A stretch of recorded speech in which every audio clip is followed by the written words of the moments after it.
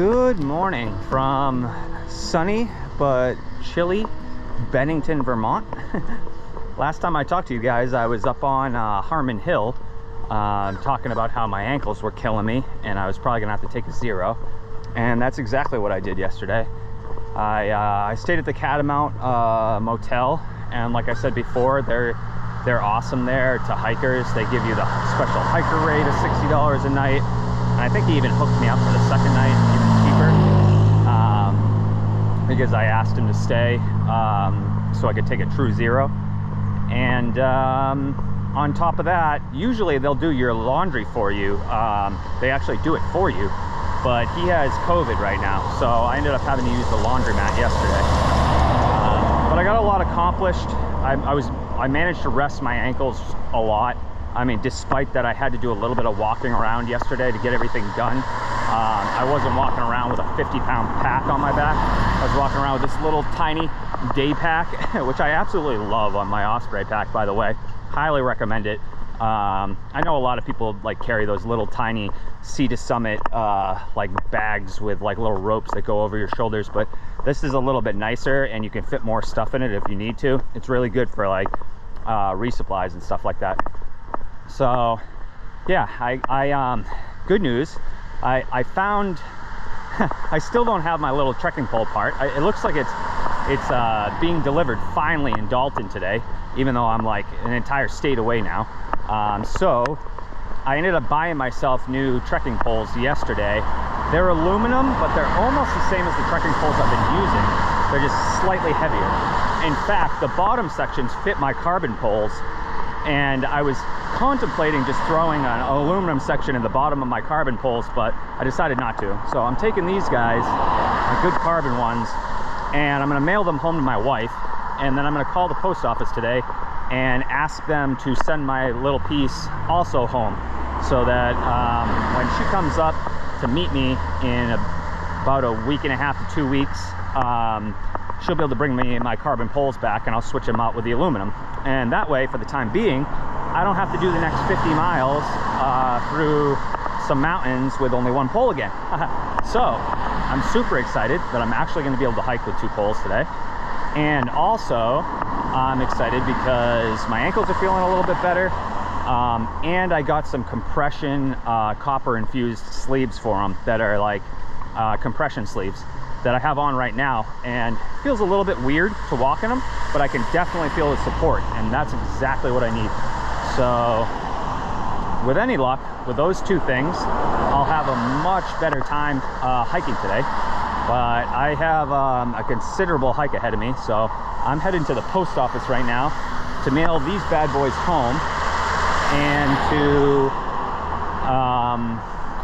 mail a little bit of food from my food bag forward to Manchester Center. And I have to make sure that I actually tell my wife what to mail for me from home of my peak refuel meals, because that's totally on me. I keep telling her that I need you to mail me food, and I keep forgetting to tell her when to mail it to me until it's too late. So today I'm going to make sure I tell her to mail that stuff forward to Manchester Center, so I'll have a bunch of food waiting for me there. But my food bag is heavy because I had to resupply at Walmart, and they didn't have freeze-dried meals that I liked, so I had to get kind of creative. I got like some wraps and those Star-Kissed chicken creation packets that I can make wraps with cheese and stuff, and I don't know. I just got everything that I possibly could that has protein in it. Protein, carbs, fat is what I need. And you know me, anybody that knows me, I got plenty of sweets in my bag too, because who can go wrong with some M&Ms and stuff like that? You know what I mean? M&Ms are my absolute favorite. Anybody that truly knows me knows that I always have a bag of M&Ms within arm's reach. So I'm gonna pop into the post office, which there's a really nice gentleman who works there because I dealt with him yesterday. And carefully cross the street here. Get what I need shipped. Probably gonna walk down the street and get myself some Dunkin' Donuts, because I'd like a bagel or something before I hit the trail. And then I got to get hiking into the Glastenbury Wilderness, which I made the mistake of YouTubing last night and watching a bunch of things on it. So probably not recommended if if you're going to be alone out there, but you know, it is what it is. They did say don't wear red, so I'm not wearing my red shirt today. I don't know what that means, but some of the far out comments are like talking about like velociraptors and ridiculous stuff, so I think I'll be okay. But I'm gonna pop into the post office right now, and I'll catch you guys a little bit later. Hello. As usual, I got out of town a little bit later than expected, but I was able to get myself some food in me and get everything I needed accomplished. I got everything shipped out that I needed to, and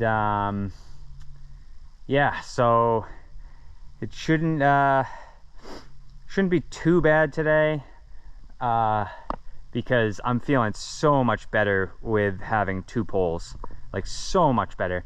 That first ridge I had to climb to get out of the hole that I was in on Route 9 there, it was switchbacked up, but it was pretty steep. And you know, like I said before, the first couple miles of the day, especially when I'm ascending elevation, it takes me a while to calm my heart rate down. And the sun's up right now, and it's like starting to get warm. You can see I'm sweating profusely right now, so I had to stop and just shed my underlayers, switch into some shorts, switch into some lighter socks, and then I also put my compression sleeves over my light socks because they were kind of they were starting to get bunched up underneath my socks, and it felt weird. They feel so much better now. But here, let me show you my new poles. So not really, don't have the best lighting right here, but you can see they're pretty standard aluminum poles. I actually found them at Walmart. They like just came in stock at Walmart, but they got the quick clips just like my other ones. And to be perfectly honest, like, they're not made by Cascade Mountain Tech like my other ones are, and they're not carbon fiber, but I don't notice the additional weight. I'm just happy that I have something to brace myself on, because they say through testing that if you use your trekking poles properly, you save yourself about 30% of your energy when you're climbing and descending. And more so for me, it just allows me to lean on something that isn't the outside of my ankles. My right foot isn't feeling the best. It's not in as much pain as it was 2 days ago, but it's definitely still sore. So I'm assuming by the end of the day today, it's going to be even more sore with the amount of climbing that I have to do. But I'm going to try to be really, really careful not to roll the outside of my ankle over too much today. The leaf coverage so far hasn't been too bad. It seems to be dying down over here, and there's no wind whatsoever today. It's going to be a warm one. I can't believe they're saying it's going to be 70 degrees out this weekend. That's nuts. I have like a light dry fit t-shirt that I got just to wear while I'm at the laundromats, and I could potentially put that on rather than these flume layers, which are a little bit warm. But like when I stop right now and I sit here for a little bit, I'm feeling pretty comfortable. So I gotta continue up this ridge right here. Hasn't been too bad. It's been pretty flat the last quarter mile or so after that first really steep section, but the majority of the trail that I have today on my way to Glastenbury Mountain is just up, up, up, up, up. I have about 4,000 feet of elevation gain and close to 3,000 of declining to do as well. So I got my work cut out for me, and it's already noon, so I got a lot of work to do if I want to get to my planned shelter for the night. If I don't feel like I'm going to make it, I'm not going to push my foot too much today. And I was reading, people have marked a lot of stealth, what they call stealth camping spots between here and there. Just spots that are nice and flat with no roots and stuff like that, so you can throw a tent down. So there's like 2 or 3 outlooks that I pass on the way to Glastonbury Mountain through the Glastenbury Wilderness that I could potentially camp at if I'm not feeling like hiking the full 10 miles today. But I'd like to get the full 10 miles in. That's what I want to be averaging a day out here, and I'm already under that because of the zeros that I've taken. But you know, you got to listen to your body, And like I said before, it's important for the longevity of my trip that I listen to my body. So I'm gonna get back to hiking, and I'll probably take a break in a little bit to get some snacks in me, and I'll check in with you guys then. Well, I made it to some power lines, which is my last checkpoint before I head into the Glastenbury Wilderness. You can see where I just came from. Way down there is where I just came from. I was in, that's Bennington down there. Way down there. That climb, it was pretty steep, and my backpack is heavy today because of all that food that I have in there. Plus I filled up on all my toiletries and stuff. I got, you know, a fresh pack of wipes in there, and a full roll of toilet paper, and, you know, a full thing of mouthwash. It's just like you add it all up, and I'm sure I have an extra good 7 to 8 pounds in my bag right now over the last time that I was out here. But I did take a 0 yesterday, so my legs are feeling absolutely great. I'm just trying to be really careful with my ankle, especially my right ankle, because it's a little bit sore. I rolled it a little bit to the outside on one rock already, and I felt it kind of pinch a little bit again. I mean, obviously it's not going to heal perfectly in 24 hours. There's no way. You know, I mean, when I sprained my ankle in high school, it took the better part of 2 months for it to be 100%, but it's a minor sprain right now. I can tell it's a minor sprain. I feel it on the outside of my foot, but I'll be all right. I'm gonna power through it. I got these, I don't know if you can see, these copper compression sleeves. I put them over my lightweight socks because they were kind of bunching up underneath my other socks. But that's where I came from. That's to the east. I'm not really sure what mountain that is, but it looks pretty big. I don't know if that's one of the ones I'm going over or not. I'm not really familiar with Vermont, so I have no idea. But I know that north is in this general direction, and that's where I'm headed. So, catch you guys in the wilderness. Wish me luck. So I'm at my first little river crossing here, and I guess this is going to be my last water source for the next 7 miles until I get to the Goddard shelter, which I plan on staying at tonight, unless I get adventurous and I want to venture past it and another 0.2 miles up the up Glastenbury Mountain, because there are tent sites at the top of the mountain, from what I understand. So first things first, I'm not really sure exactly where the trail is. I don't know if it's this right in front of me or if it's over there. Oh, I can see it. But here, let me show you guys. I guess there used to be a bridge here, according to the far out, and there's no longer a bridge, but luckily seems to be a nice little path that I can go across right here, and those rocks don't look too slick. But lesson learned from the other day, I will be checking them with my trekking pole before I step on them and have them turn over and me fall into the water, because I don't want to get my shoes wet right now for the whole rest of the day, and my new compression sleeves and my socks for that matter. But it's turning into an absolutely beautiful day out here, and I'm in the Glastenbury Wilderness right now. I'll post in the video the sign that that was at the beginning of it, saying a bunch of things about this area, just saying basically rescues will take longer and you should travel in groups, small groups, not large groups, and you should stick to the trail and you should stick to the shelter. But there's a lot of other trails out here besides the AT.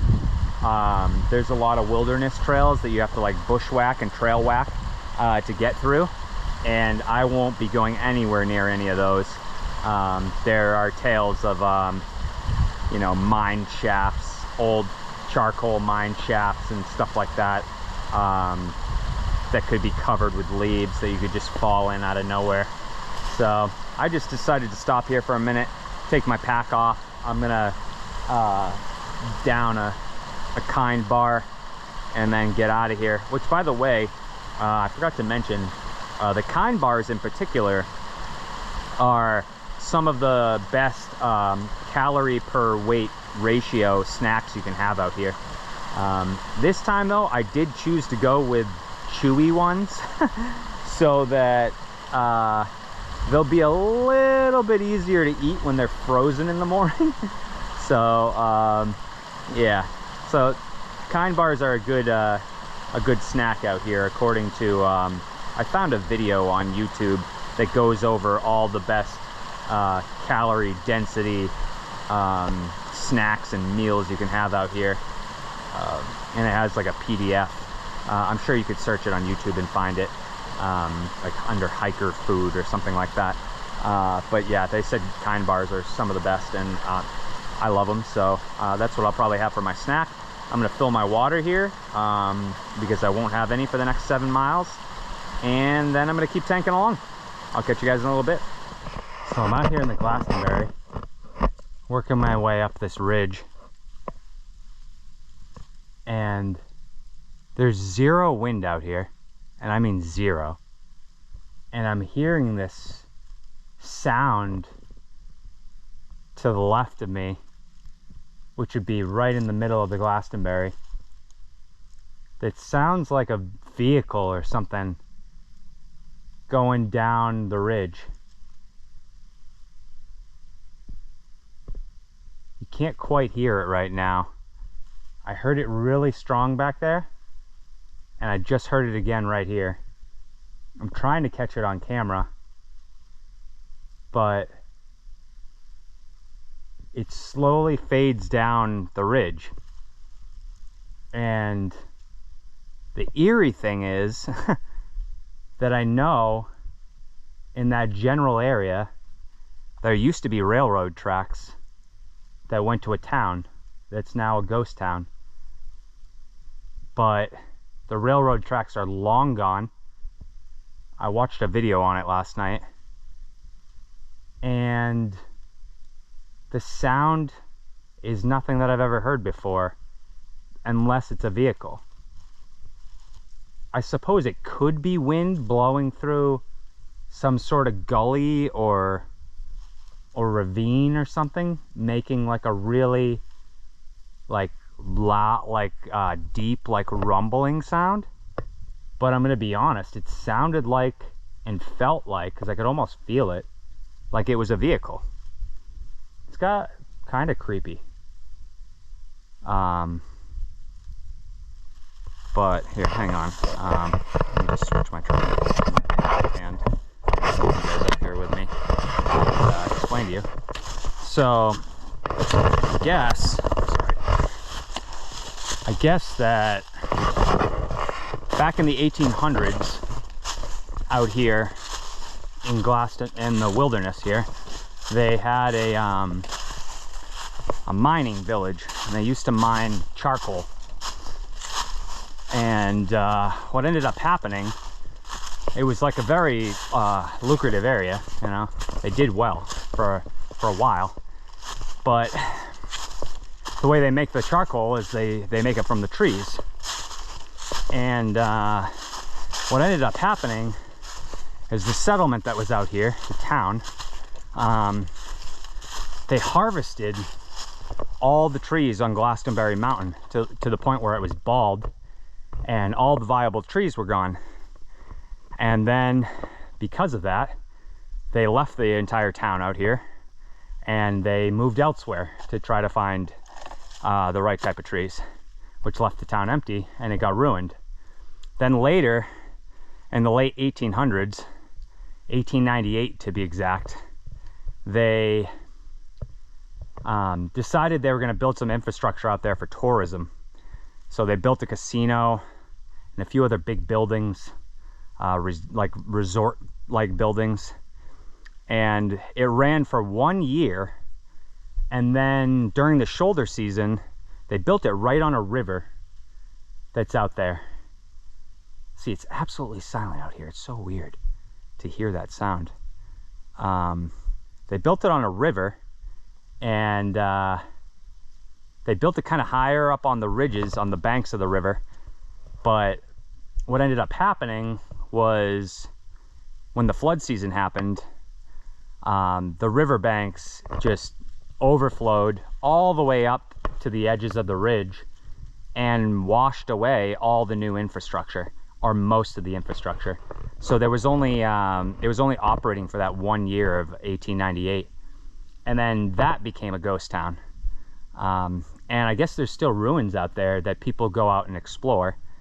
But to further complicate the matter, fast forward to the 1940s, like between 1940 and 1945, maybe 1950. See, I'm hearing it again. I don't think it's an aircraft. I suppose it could be an aircraft in the distance. I wonder if I'm near an airport. I'll have to look it up. Might be just getting freaked out for no reason because I watch too many videos. But yeah, so in the 1940s and 50s, into the 50s, there was like a 5-year span where 5 people went missing out here. Just completely disappeared. I know one of them was like a group of people too. And then there was another one that was a college girl, I believe, who was out here through hiking the LT.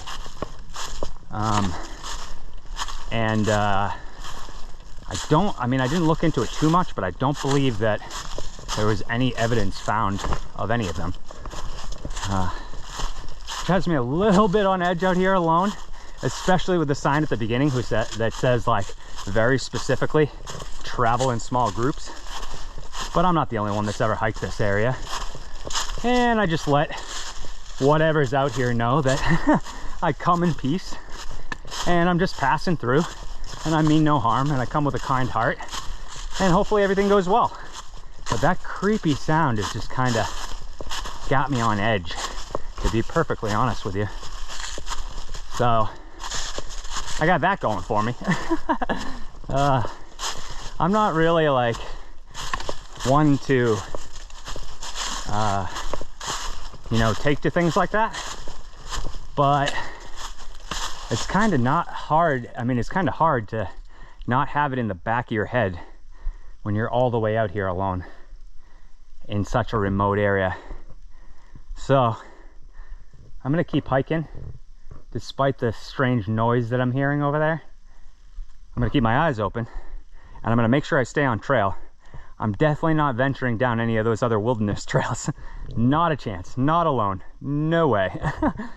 And on top of that, where I'm camping tonight, the Goddard shelter, and beyond up to, because it's only about 0.2 from the top of Glastenbury Mountain, somewhere in that general vicinity is supposedly a Native American burial ground.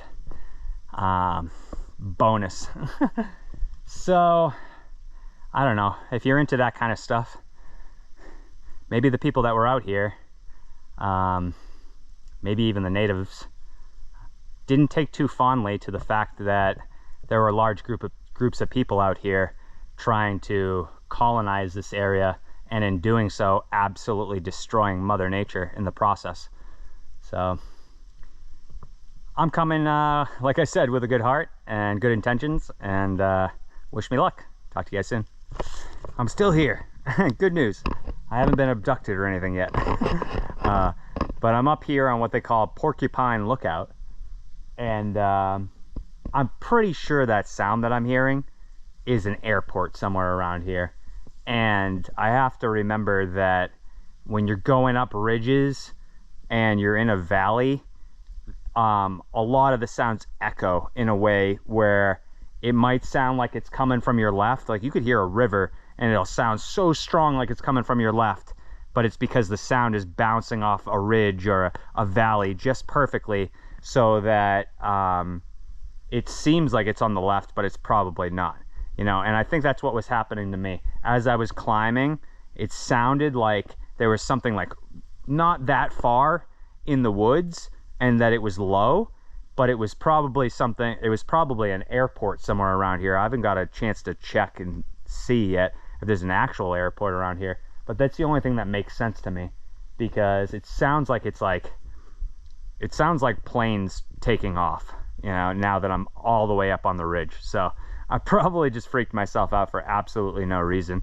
But I got a good laugh out of it. But I'm up here, and this is pretty incredible.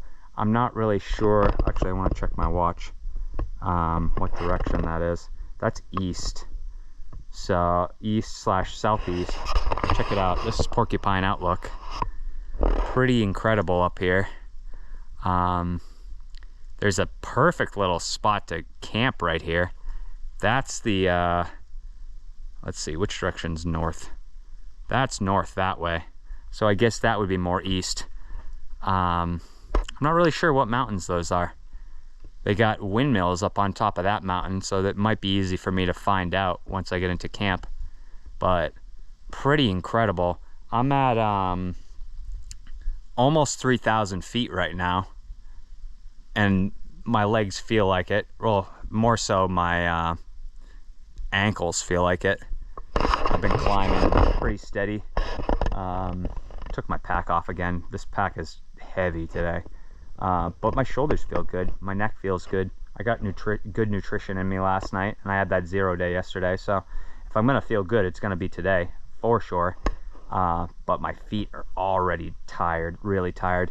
So I'm going to sit down for a minute and eat some peanut butter crackers to get a little bit more nutrition in me. And then I'm going to keep chugging along. And there's, I believe there's 2 more lookouts on the way to where I'm going. So I'm hoping that I don't have to descend and then ascend to get to each of them. It'd be nice if I just kind of like walk across a ridge and get to it. But it's pretty incredible up here. This would be a nice place to camp if it wasn't a windy night. And like I said, there's not a single bit of wind right now. That's why I was kind of like, what's going on with this sound? Like, it's so silent out here. I don't hear a single bird, squirrel, animal, wind, nothing. And then just like this rumbling sound out of nowhere. You know, it's got to be an airport. I'm gonna chalk it up as an airport, keep going. But yeah, I wouldn't advise, if someone tells you that an area's got a lot of myths and legends and weird shit that goes on normally, to YouTube it the day before you're gonna be out here alone. I mean, I don't get spooked by that kind of stuff very easily, and that was just kind of creepy coming up that ridge. But I'm going to get my snack in and then keep tanking along. Catch you guys soon. So I made it to the next outlook, thankfully, because I needed to take that pack off and rest my ankles/feet again. They're not feeling too well again. This sucks. Absolutely sucks, because the rest of me is just feeling so good today, and I'm just like, I'm trying to power through it, and I don't know if that's the best idea right now. I mean, I'm not going crazy hard or anything, but I'm trying to work at a pace where I'll get to camp before sundown. My own fault for getting out here late today with everything I had to do this morning, especially having a 0 yesterday. I probably could have planned things a little bit better, but that's in the past, and I can only control what's in front of me. So I just stopped, got a little bit more food in me. I think I'm going to try to take some extra strength Tylenol to dull the pain. Hopefully it works. And there's one more lookout coming up before I hit the shelter. It's called Glastenbury Lookout, but based on the comments on the far out, it's all overgrown and you can walk by it like really easily, because there's not much of a view whatsoever. So I might not even stop there. If there is a view, I'll stop there and show you guys, but if not, I'm just going to try to get to the shelter, because I got, let me see here. I got less than 3 hours of sunlight left, and I probably have another 4 miles to go. So very doable on good ankles, but I'm trying to be really, really careful where I'm stepping, so that I'm not turning them any more than I already am. But it's really, really difficult with the leaf coverage out here again, especially when I'm descending. The poles certainly help, and the compression sleeves help to stabilize it a little bit, but I'm just dealing with damage that I've done the last few days of hiking. So with any luck, I don't know, they start getting stronger or something, I get some sort of relief from this pain, because it's not ideal in any way, shape, or form. But this place is called Little Pond Lookout. I guess I passed Little Pond back there. There was a sign to go down to it, but there's no way I was stopping with the amount of time I have. So real quick before I gotta go, this is a better view than the last one. Well, look at this. Pretty incredible out there. That's facing south. That's facing due south. So that's where I came from. That's Massachusetts back there. And you can see down here, seems to be some sort of like swampy area down there. I believe I'll be descending off this ridge next, and then I got a big climb up to where the shelter is, because the shelter is like 2/3 of the way up Glastenbury mountain. So we'll see. I'll see you guys soon. Good morning, everybody, from the Goddard shelter here, just south of Mount Glastenbury.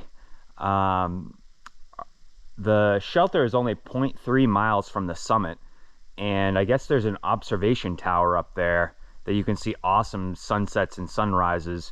And my plan was to get up and see the sun rise, because I got here a little late last night, and by the time I got set up and ate and everything, it would have been pushing it to try to make it up there for the sunset. So I decided to just you know, get some extra food in me, get some extra rest. But I wanted to get up this morning and go see the sunrise up there, and that didn't work out either. My feet and ankles were just really, really sore, and I wanted to give them extra time to rest. I only have about a 9-mile hike today to my planned shelter, so I wanted to give myself extra time in the morning to rest, and then by the time I get to the shelter today, it's only going to be about 3 p.m. About what I'm estimating. So I should have a considerable amount of time in the daylight to sit and rest my ankles as well. I believe the last time I talked to you guys was up on that last outlook, and I wasn't doing too hot. I ended up loosening up my shoes a bit, the laces on my shoes a bit, and gave my feet a little bit more room, and that took a lot of pressure off of them. I think between the compression sleeve and how tight I tightened down my shoelaces, my feet were just swelling a little bit on the outsides, and it was putting way too much pressure on it, and that was what was causing the most of the pain. So I was able to power through the rest of my hike yesterday in a decent time.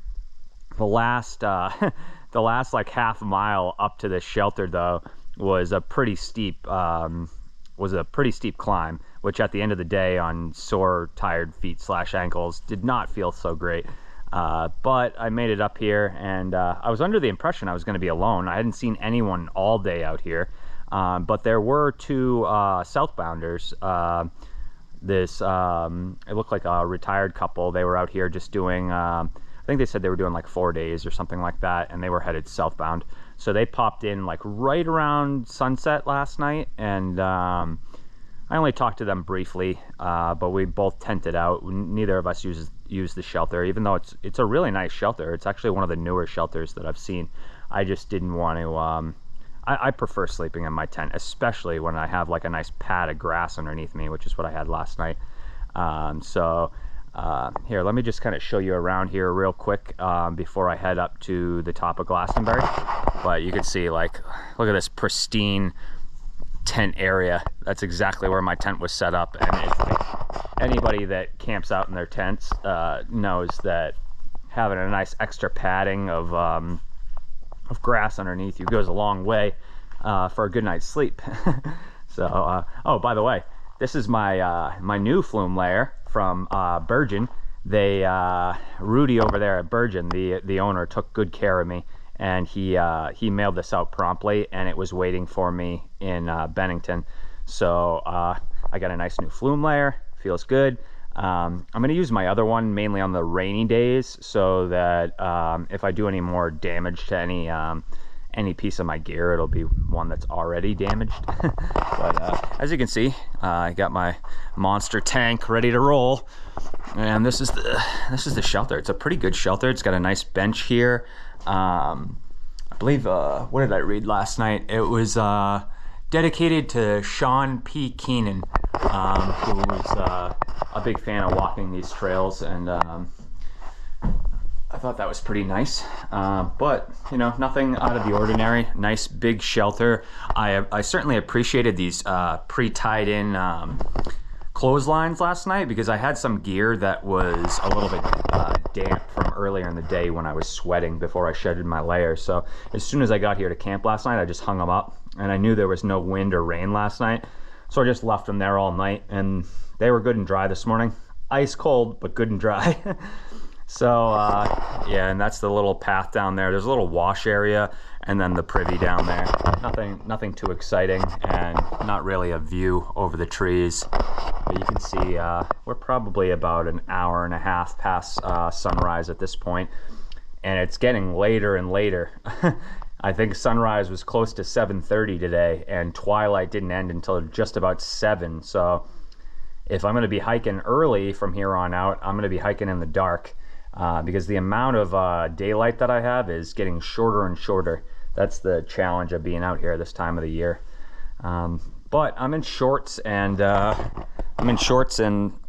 leggings today, rather than starting with my pants, because I've just noticed that if I start in my pants by the end of my first climb, I'm already shedding it, and I wanted to save a little bit of time today. So I'm a little bit chilly right now, but after this 0.3 climb up to the top of Glastenbury, I'm sure I'll be feeling nice and toasty warm. So I'm gonna get going, and I'll catch you guys up at the observation tower as long as I'm able to climb it, because there was one comment on the far out saying that there's a sign saying do not climb the tower. Maybe they mean like don't physically climb it, walk up the stairs. That's what I'm kind of hoping, because the description on the Far Out app says that it was recently renovated, so I don't think it's a safety issue. But catch you guys up there in a little bit. Well, I'm up here on the Mount Glastenbury observation tower. There was a sign on it saying not to climb, so I don't want to hang out up here for too long, but this is just a view that I could not pass up. Look at this. This is the view to the west. So off there in the distance are the Taconic Mountains of upstate New York. And then if we come over here and we look on this side, those are the mountains that I crossed over before. I believe that would be Greylock. It looks like to the south. I'm not sure what mountain that is. That might be Mount Snow right there to the east. And then over here, those would be the next two mountains that I'm gonna be going over. Stratton Mountain there, the closest. And then the one right behind it, I believe, would be Bromley. And down there in the valley is Manchester Center. Wow, it's amazing up here. 365-degree view. Wow. Unreal. It is windy up here, and I'm a little bit sketched out because of that warning. So I'm like, I'm holding the guardrail good right now, because I don't trust it. But wow, what a view from up here. Incredible. It must be amazing to see the sunrise up here. I'm kind of upset with myself for not coming up here and watching the sunrise or sunset, but I know that there's going to be opportunities for me coming up on several different mountains that I can camp out on to watch the sunrise. One in particular has like a really nice grassy like knoll on the top that I can camp on. So wow, I'm gonna take some pictures up here, and then I'm gonna get off of here so I don't push my luck. Hope you guys enjoyed the view. Catch you soon.